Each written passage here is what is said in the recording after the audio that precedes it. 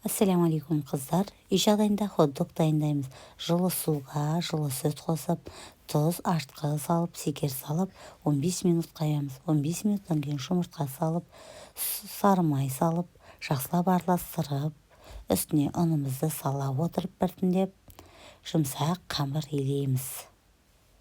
Қамырымызды илегеннен кейін бетін жауып, жылы жерге 1 сағатқа қоямыз.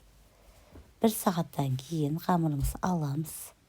8 бөлікке теңдей бөлеміз. Енді қамырымызды алып, тағы да осылай сопақ қыздырып аламыз. Хот-догтың формасын келтіреміз.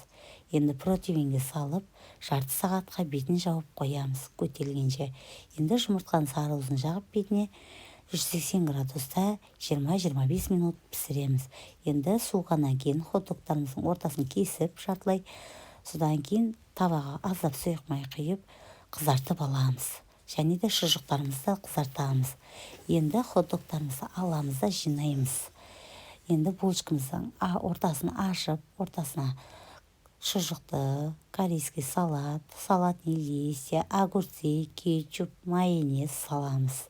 Негізі ол да қалауыңыз бойынша помидор да салуға болады. Осы процесті қайталап жасай береміз. Қыздар, міндетті түрде жасап көріңіздер, өте дәмді болып шығады.